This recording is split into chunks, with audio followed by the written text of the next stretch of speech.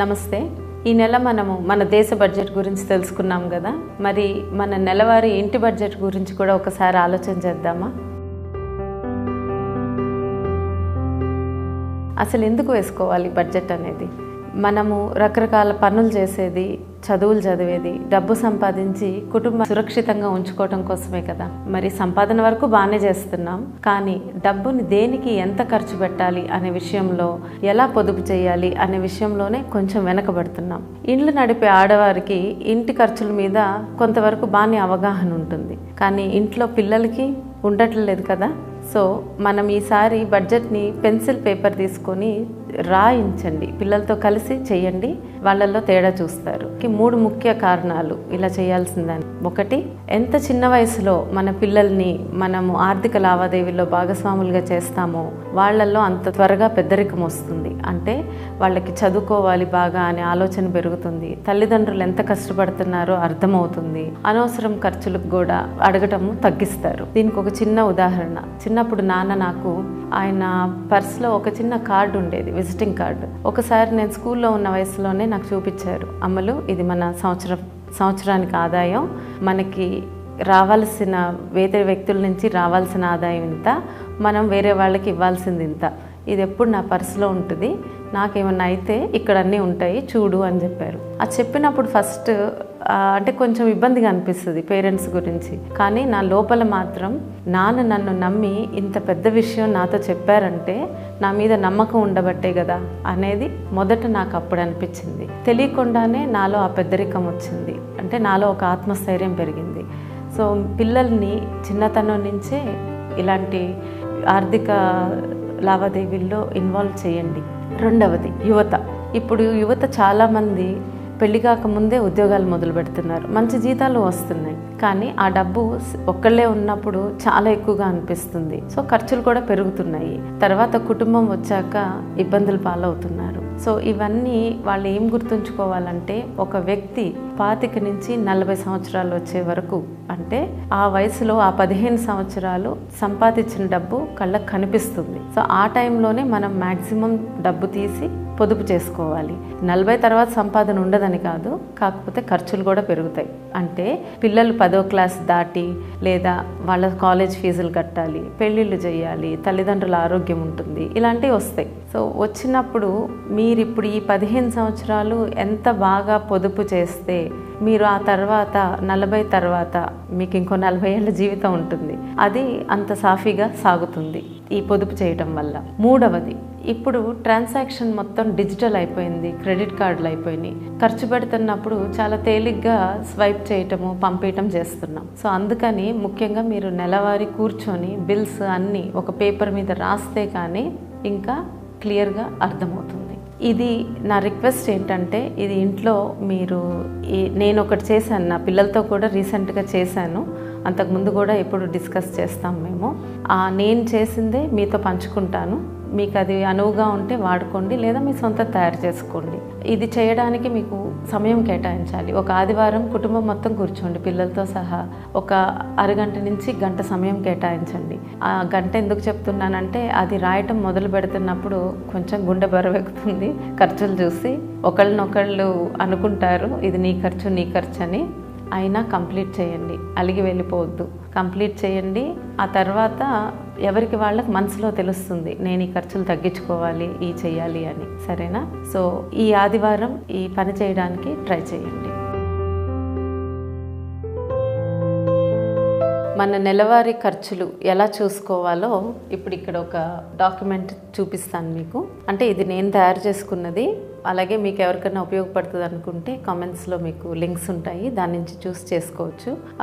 ఇది మీరు ఫిల్ చేయడానికి ఖచ్చితంగా 30 నిమిషాల నుంచి గంట సమయం కేటాయించండి. క్రెడిట్ కార్డ్ బిల్స్ కానీ, ఫోన్లో పేమెంట్స్ చేసినవి కానీ అన్ని దగ్గర ఉంచుకోండి. అలాగే పిల్లల్ని ఇన్వాల్వ్ చేయండి. ఇంట్లో ఇంకెవరన్నా ఫ్యామిలీ ఉంటే అందరూ కలిసి కూర్చొని చేయండి. చేస్తున్నప్పుడు మీకు ఫస్ట్ కొంచెం ఇబ్బందిగా అనిపిస్తుంది, ఖర్చులు చూస్తుంటే గుండె జారినట్టు అనిపిస్తుంది, కానీ తప్పదు, కంప్లీట్ చేయండి. ఇది చేసినప్పుడే పిల్లలకు కూడా అర్థమవుతుంది, అంటే తల్లిదండ్రులు ఎంత కష్టపడితే ఈ ఇల్లు నడుస్తుంది, వాళ్ళ అవసరాలని ఎలా తీరుస్తున్నారు అనేది వాళ్ళకు కూడా అర్థమవుతుంది. సో ముందు నేను దీన్ని ఎలా చేశానంటే, మీకు ఖచ్చితమైన ఖర్చులు అంటే ఇవి ఫిక్స్డ్ ఎక్స్పెన్సెస్. ఇల్లు నడవటానికి ఇది కంపల్సరీ ఉండాలి. అంటే మనకు ఒక ఇల్లు ఉండాలి, ఫుడ్ ఉండాలి, స్కూల్ పిల్లలకు ఉండాలి, అలాంటివి ఖచ్చితమైన ఖర్చులు అన్నమాట ఇటువైపు మొత్తం. అలాగే ఇటువైపు ఈ రెడ్ కలర్లో ఉన్నాయి మార్చుకోగల ఖర్చులు అంటే వేరియబుల్ ఎక్స్పెన్సెస్. అంటే దీనిలో మొబైల్స్, ఎన్ని మొబైల్స్, డేటాకి ఎంత ఖర్చు పెడుతున్నారు, టీవీలు, నెట్వర్క్లు, ఇంట్లో ఇస్త్రీలు కానీ అదనపు కోచింగ్ అని, బొమ్మలని, ఇట్లాంటివన్నీ ఈ కేటగిరీలో వస్తున్నాయి. ఇవి ఎందుకు నేను రెండుగా చేశానంటే ఈ ఖచ్చితమైన ఖర్చుల్లో మీరు ఎక్కువ మార్చలేరు, ఏమి మార్చలేరు, అవి కావాలి, దాన్ని ఇల్లు నడవడానికి ఖచ్చితంగా కావాలి. అదే ఈ వేరియబుల్ అంటే మార్చుకోగల ఖర్చుల్లో కొంచెం తగ్గించుకోవచ్చు. ఇక్కడే మనకు అన్ని కళ్ళ కట్టినట్టు కనిపిస్తాయి అన్నమాట. సో మీకు ఒక ఎగ్జాంపుల్ చూపిస్తాను. ఇప్పుడు ఇల్లు అంటే ఇల్లు నడవడానికి దీనిలో ఖచ్చితంగా కావాల్సింది ఏంటి? అద్దె, ఇల్లు కొన్నాళ్ళకైతే ఆ ఈఎంఐస్, కమ్యూనిటీ ఫీజు అలాంటివి, కరెంటు, గ్యాస్, నీరు, తర్వాత ఇంకేదన్నా రెంట్స్ ఉంటే మీరు సో అవన్నీ ఇక్కడ ఫిల్ చేయండి. అలాగే మార్చుకోగల ఖర్చుల్లో మొబైల్ ఫోను, ఇంటర్నెట్, టీవీ. ఇప్పుడు చూడండి రవాణా అంటే వర్క్కి వెళ్ళాలి కదా, సో వాహనం లోను, రవాణా ఖర్చు, వాహనానికి సర్వీసింగ్ చేసేవి. అలాగే మార్చుకోగలిగే దానిలో పెట్రోల్ ఖర్చులు అంటే మీరు కలిసి ఎవరితో అన్నా వెళ్ళడం కానీ, లేకపోతే పెట్రోల్ ఎక్కువ అవుతే బస్ తీసుకోవడం కానీ అట్లాంటివి. అలాగే ఆహార ఖర్చులు, ఇంటికి హెల్ప్ అంటే పని మనిషికి, చాకలికి వాళ్ళకి ఇచ్చేవి, పిల్లల ఖర్చులు, స్కూల్ ఫీజులు, వైద్యం, వ్యక్తిగతం, వినోదపు ఖర్చు, తర్వాత బీమా, పన్నులు, రుణాలు, ఇలాంటివన్నీ ఇక్కడ రాసి ఉంచాను. సో ఇది దయచేసి నింపండి. తర్వాత ఈ ఖచ్చితమైన ఖర్చులన్నీ ఇక్కడ రాయండి, టోటల్ ఇక్కడ చేయండి. అలాగే మార్చుకోగల ఖర్చులు ఇక్కడ చేయండి. సో ఇలా చేసి చూస్తే మీకు కళ్ళ కట్టినట్టు మీ అసలు ఖర్చులు ఎంత ఉన్నాయి అనేది మీకు అర్థమవుతుంది. మనము ఇవాళ ఈ 50-30-20 రూల్ అంటే నెలవారీ బడ్జెట్ని ఎలా చేసుకోవాలో ఒకసారి చూద్దాం. దీని గురించి కొంతమందికి తెలిసి ఉంటుంది కానీ మెజారిటీ తెలియదు. సో దీనికి ఏంటంటే మనకి ముందు ఇది రాసుకోవాలి. ఇక్కడ మన నెలకి అంటే ట్యాక్సులు పోగా వచ్చే ఆదాయం, మన జీతం అవ్వనియండి, బ్యాంకులో వచ్చే ఇంట్రెస్ట్లు అవ్వనియండి, వ్యవసాయ ఆదాయం అవ్వనియండి, అన్ని ట్యాక్సులు తీసేయగా ఎంత వస్తుందో చూడండి.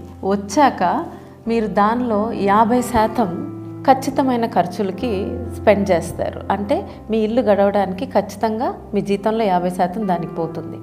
30% ఏంటంటే మార్చుకోగల ఖర్చులు అంటే ఇవన్నీ మన షాపింగ్ అవ్వచ్చు, విహారయాత్రలు అవ్వచ్చు, ఇంకేమైనా అవ్వచ్చు, అది మార్చుకోగల ఖర్చులు.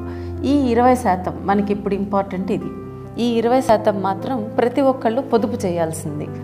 ఈ 20% మన ఆలోచన ఎలా మార్చుకోవాలంటే చాలామంది ఖర్చులు పోగా, నేను ఎవరితో మాట్లాడినా ఇప్పుడు 25,000 జీతం ఉందనుకోండి, ఏమైనా పొదుపు చేస్తున్నారా అని అంటే ఎక్కడ చేస్తాం పొదుపు 25,000లో అంటారు. కానీ అది కష్టమే. కానీ మన ఆలోచన ఎలా మార్చుకోవాలంటే ఖర్చులు అయిపోయాక పొదుపు చేద్దామని కాదు, ఈ 20% తీసేశాక మిగిలిన దాంతోనే ఖర్చు పెట్టడానికి ప్రయత్నించండి. ఒకవేళ ఆ డబ్బు సరిపోవటం లేదనుకుంటే రెండో ఆదాయంగా, లేదా ఇంట్లో 16 ఏళ్ళు దాటిన పిల్లలు ఎవరన్నా ఉన్నా ఏదో ఒకటి చిన్న పనులు చేయడం కానీ ఏదో ఒకటి చేసి ఆదాయం పెంచే మార్గాలు కూడా ఆలోచించండి. ఇదంతా మనకి ఎప్పుడు వస్తుందంటే మనం నెలవారీ ఒక బడ్జెట్ వేసుకొని దాన్ని దీంతో సరిచూసుకుంటున్నప్పుడే మనకి ఆలోచనలు వస్తాయి. సరే, ఇప్పుడు నేనైతే ఒక 25,000, 30,000 ఇలా ఉన్న వాళ్ళు కూడా ఎలా ఆదా చేసుకోగలరు ఒక 5,000 నుంచి అనేది ఒక ఉదాహరణగా తీసుకొని చెప్పబోతున్నాను. ఇక్కడ నేను India post payment bank account చూపిస్తున్నాను. అంటే మీకు చాలా ప్రైవేట్ బ్యాంక్స్లో ఉండొచ్చు. నేను ఈ పర్టికులర్ బ్యాంక్ ఎందుకు తీసుకున్నానంటే దీనికి మొబైల్ యాప్ ఉంది, ఇది గవర్నమెంట్ బ్యాంక్, ఇది రిజర్వ్ బ్యాంక్తో కలిసి ఒక మంచి లైఫ్ జీవిత బీమా, ఆరోగ్య బీమా మనకి తక్కువ ఆదాయం ఉన్న వాళ్ళకు కూడా కట్టుకునేటట్టు అవకాశం ఉంది ఈ ఇండియా పోస్ట్ పేమెంట్ బ్యాంక్లో. సో నా జీతం అంతా ఇప్పుడు ఈ సేవింగ్స్లోకి వస్తుందన్నమాట. వచ్చాక నెక్స్ట్ మనం ఏం చేయాలి? ఇప్పుడు నా ఆదాయం ఓన్లీ దీనిలో 25,000 ఉందనుకోండి. ఇప్పుడు మనం ఇక్కడ క్యాలిక్యులేషన్ చేసుకున్నాం కదా, 20%. 25,000లో 20% అంటే 5,000. ఈ 5,000 మీరు తీసేయాలి, మిగతా డబ్బుతోనే మీరు ఇల్లు గడవాలి. సో నాకు నెల 5,000 వస్తుంది పొదుపు చేయడానికి. సో దాన్ని ఎలా చేస్తానో ఇప్పుడు చూపిస్తాను. బ్యాంక్లో దానిలో నుంచి ఒక 5,000 వచ్చాక ముందు ఫస్ట్ ప్రతి వ్యక్తి చేయాల్సింది జీవిత బీమా, తర్వాత ఆరోగ్య కార్డు ఉండాలి ఒకటి, ఆ తర్వాత అత్యవసర నిధి ఎమర్జెన్సీ ఫండ్ అంటారు. ఈ 3 ఎంత సంపాదన ఉన్నా మీరు ఈ 3 మాత్రం ఖచ్చితంగా చేయాల్సినవి. జీవిత బీమాలో మనకి రకాలు ఉన్నాయి. చాలా తక్కువ ఉన్నవాళ్ళు సంవత్సరానికి 500 రూపాయలు కడితే మీకు ప్రధానమంత్రి జీవన జ్యోతి బీమా యోజన అని ఒకటి ఉంది, పిఎంజే అంటారు. 500 రూపాయలు మాత్రమే సంవత్సరానికి కడితే మీకు 2 లక్షలు కవరేజ్ ఉంటుంది. అంటే యాక్సిడెంట్ అయినా ఏ విధంగా అయినా చనిపోతే. ఒకవేళ మీరు కొంచెం ఎక్కువ కట్టగలిగితే అంటే ఒక 800 రూపాయలు కట్టగలిగారు అనుకోండి, నేనైతే అది చేయమని చెప్తా. సంవత్సరానికి 800 కడితే మీకు యాక్సిడెంటల్ స్కీమ్ అని ప్రైవేట్గా ఐపీబీబీ వాళ్ళు బజాజ్ అలయన్స్తో కలిసి చేస్తున్నది. ఇది వాళ్ళు 10 నుంచి 15 లక్షల వరకు కవరేజ్ ఇస్తారు మీకు ఏదన్నా అయితే. ఇది కేవలం 800తో వస్తుంది. Next health insurance. ఇప్పుడు మనకి తక్కువ ఆదాయం ఉన్నప్పుడు 5,000 పొదుపు చేయగలిగితే అంత హెల్త్ ఇన్సూరెన్స్ తీసుకోలేము, కాబట్టి గవర్నమెంట్ కార్డుని ఉపయోగించండి. ఆ తర్వాత నెక్స్ట్ వచ్చేసి అత్యవసర నిధి. ఇది కూడా చాలా అవసరం మనకి. ఇదేంటంటే మనకి 3 నుంచి 6 నెలల జీతం మనం దీనిలో సేవ్ చేసుకోవాలి, పొదుపు చేయాలి. ముందు మీకు ఒకవేళ ఏదన్నా ఎక్కువ వడ్డీతో తీసుకున్న రుణాలు ఉన్నాయనుకోండి, అవి ఇచ్చేసేయండి. ఈ నెల 5,000 తీస్తున్నారు కదా, ఈ జీవిత బీమా ఒకటి కట్టండి, ఆరోగ్య కార్డు వాడుకోండి. ఈ మిగతా డబ్బుతో ఆ పెద్ద రుణం ఉన్న రుణాలు తీర్చేయండి. అది పోయాక మీరు ఇంకొక సంవత్సరం ఈ 5,000 తీసి దీనిలోనే వేయండి. 6 నెలలన్నా ఒక సంవత్సరం అన్నా. ఇది ఎందుకు ఇంపార్టెంట్ మీకు అని అంటే, తర్వాత ఎప్పుడన్నా అంటే ఇప్పుడు ఒకవేళ ఆదాయం సంపాదిస్తున్న మనిషికి జీవితానికి ఏమన్నా అయితే జీవిత బీమా వస్తుంది. 800 కడుతున్నారు కదా, ఓ 10 లక్షల వరకు ఇవి వస్తాయి. మీ కుటుంబం ఏంటంటే ఇంకొక ఉద్యోగం ఎత్తుక్కునే లోపు ఇది హెల్ప్ అవుతుంది. అలాగే మీకు ఆరోగ్యం బాగోలేదనుకోండి, హాస్పిటల్ బిల్లుల ఖర్చులకి ఇది కడుతుంది, కానీ జీతం ఇవ్వదు కదా. అందుకనే ఈ ఎమర్జెన్సీ ఫండ్. దీనిలో డబ్బు ఉందనుకోండి, మీకు ఉద్యోగం పోయినా లేకపోతే పని లేకపోయినా లేదా ఏదన్నా కాలో చెయ్యో ఏమైనా అయినా ముందు దీనిలోంచి డబ్బు తీసి ఇల్లు గడపచ్చు. సో ప్రతి వ్యక్తికి కావాల్సిన 3 విషయాలు ఇవి: జీవిత బీమా, ఆరోగ్య బీమా, ఎమర్జెన్సీ ఫండ్. సో ఇవన్నీ నిండిపోయినాయి. దీనిలో కూడా మీరు 3 నెలల శాలరీ వేసేసారు. సో ఒక సంవత్సరం తర్వాత ఏం చేస్తారు? ఇప్పుడు ఈ 5,000 మళ్ళీ ఆ నెల వచ్చింది, 5,000 తీస్తాము. సో నెల ఆటోమేటిక్గా ఒక ఆర్డీ అకౌంట్ ఓపెన్ చేయండి, అంటే రికరింగ్ డిపాజిట్. అంటే ఇదేంటంటే ఇది ఆటోమేటిక్గా మీ జీతంలో నుంచి దీనిలోకి 500 నెల వేసేస్తుంది. సో ఒక 500 దీనిలోకి వెళ్ళిపోతాయి. దీనిలో మీకు ఇంట్రెస్ట్ వస్తుంది, 6.7% ఇంట్రెస్ట్ 5 ఏళ్ల కాలము అలా ఉంటుందన్నమాట. తర్వాత పాప ఉందనుకోండి, మీకు పాప ఉంటే సుకన్య సువిధ స్కీమ్ అనేది ఓపెన్ చేయండి. కంపల్సరీ ఇది ఇంపార్టెంట్. సుకన్య స్కీమ్ పాపకి ఒక 1,000 రూపాయలు. తర్వాత బాబు ఉంటే ప్రావిడెంట్ ఫండ్ అకౌంట్ ఓపెన్ చేయండి, బాబుకి ఒక 1,000 రూపాయలు. తర్వాత మీ ఇద్దరి కోసం మీ రిటైర్మెంట్కి ఒక 1,500. సరేనా? సో ప్రావిడెంట్ ఫండ్లో మీకు 7.1% ఇంట్రెస్ట్ వస్తుంది. 15 సంవత్సరాలు, ఈ 3 15 సంవత్సరాలు కట్టాలి. ఇవి మీ ఆదాయం ఒకవేళ 6,000కి వచ్చిందనుకోండి, అంటే మీ ఆదాయం పెరిగి 6,000 పొదుపు చేయగలుగుతున్నారు అనుకోండి, అప్పుడు ఏం చేయొచ్చు? 6,000తో ఒక 1,000 లైఫ్ ఇన్సూరెన్స్ కట్టండి నెల. ఇది నెల కట్టేది లైఫ్ ఇన్సూరెన్స్. అంటే మీకు బజాజ్ అలయన్స్ లైఫ్ ఇన్సూరెన్స్ ఉంది ప్రైవేట్ది, అలాగే పోస్టల్ లైఫ్ ఇన్సూరెన్స్ ఉంది. వాటి గురించి తెలుసుకోండి. నెల ఒక 1,000 దానికోసం వెచ్చించండి. ఇప్పుడు హెల్త్ ఇన్సూరెన్స్ కూడా తీసుకోగలుగుతారు. కేవలం 6,000 పొదుపు చేస్తే హెల్త్ ఇన్సూరెన్స్ మీ కుటుంబంలో 4కి సేమ్. ఈ post payment bank, reserve bank కలిసి ప్రైవేట్ది Bajaj family health care gold plan ఉదాహరణ చెప్తున్నాను, మీరు ఏదైనా చూస్ చేసుకోవచ్చు. దానికి ఒక 1,000 పెట్టండి, హెల్త్ ఇన్సూరెన్స్ వస్తుంది. తర్వాత ఇందాక చెప్పిన విధంగా ఆర్డీలోకి 500 వెళ్తాయి. తర్వాత పాప కోసం 1,000 రూపాయలు నెల, బాబు కోసం ఒక 1,000, మీకోసం 1,500. సో మీకు వచ్చిన 6,000ని ఈ విధంగా పొదుపు చేసుకోవచ్చు.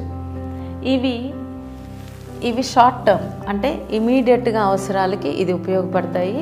ఇది లాంగ్ టర్మ్, ఇది ఎందుకు చేస్తున్నారంటే మీకు ఇప్పుడు తెలియదు. పిల్లలు 10వ క్లాస్ అయిపోయిన తర్వాత వాళ్ళు కాలేజ్ ఫీజులకు వాడచ్చు, పెళ్ళిళ్ళకు వాడచ్చు, మీ రిటైర్మెంట్స్కి వాడచ్చు. సో అప్పటికి ఇవి ఉపయోగపడతాయి. వీటి మీద వచ్చే వడ్డీ పెరుగుతూ వస్తుంది కాబట్టి మీరు పడుకున్నా మీ డబ్బు ఫ్రీ మనీ, అది పెరుగుతూ ఉంటుంది. సరే, ఈలోపు మీకు ఏదైనా స్థలమో వ్యాపారంలోనో ఎక్కువ డబ్బులు వచ్చినాయి అనుకోండి, అంటే ఒక 10,000 పైన వచ్చినాయి.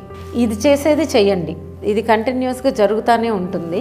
ఆ వచ్చిన డబ్బుని ఇన్వెస్ట్మెంట్ చేయండి. ఈ ఇన్వెస్ట్మెంట్ చేస్తున్నప్పుడే దీనిలో 2 రకాల ఇన్వెస్ట్మెంట్ ఉంటుంది. ఇప్పుడు 10,000 పైన వచ్చినప్పుడు దాన్ని మీరు ఫిక్స్డ్ అసెట్లో పెట్టచ్చు, అలాగే మ్యూచువల్ ఫండ్స్లోనూ పెట్టచ్చు.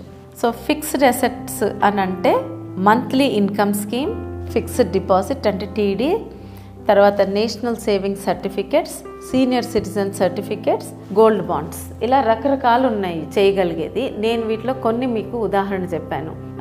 తర్వాత మ్యూచువల్ ఫండ్స్. మ్యూచువల్ ఫండ్స్ అంటే కామన్ లాంగ్వేజ్లో షేర్స్. ఆ షేర్స్లో పెట్టడం, దానిలో మీకు 10 నుంచి 12% ఆదాయం వస్తుంది, అంటే కొంచెం ఎక్కువ వస్తుంది అనమాట. ఇప్పుడు ఇన్వెస్ట్మెంట్ చేసేది మన డబ్బు పెరగడానికి, ఈ పైన చేస్తుందంతా డబ్బు పెరుగుతుంది కానీ సురక్షితంగా ఉంటుంది. సో ఇది మీ వయసును బట్టి ఎంత దేనిలో పెట్టాలి అనేది ఆలోచించాలి. మీకు 40 సంవత్సరాల కన్నా తక్కువ ఉన్నాయనుకోండి, మ్యూచువల్ ఫండ్స్లో 70% పెట్టండి. ఏంటి, ఇది అయిపోయాక మిగిలిన డబ్బులో 70% మ్యూచువల్ ఫండ్స్, అలాగే ఫిక్స్డ్ అసెట్స్లో 30%.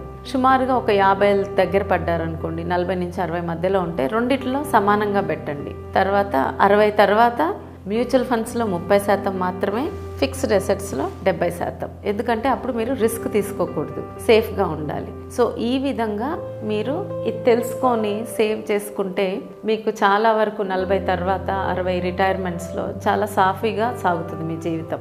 నా ఒక రిక్వెస్ట్ ఏంటంటే, ఇది మనకి ఎక్కడ స్కూల్స్లో కానీ కాలేజెస్లో కానీ శాస్త్రీయంగా నేర్పట్లేదు. సో ఇది ఎవరైనా టీచర్స్ చూస్తుంటే, ఎస్పెషల్లీ గవర్నమెంట్ స్కూల్ టీచర్స్ కానీ, నేను ఇలా సింపుల్గా చేసింది కూడా అందుకే. పిల్లలకి ఇది ఒక హోంవర్క్ లాగా ఇవ్వండి, ఒక ప్రాజెక్ట్ లాగా ఇవ్వండి.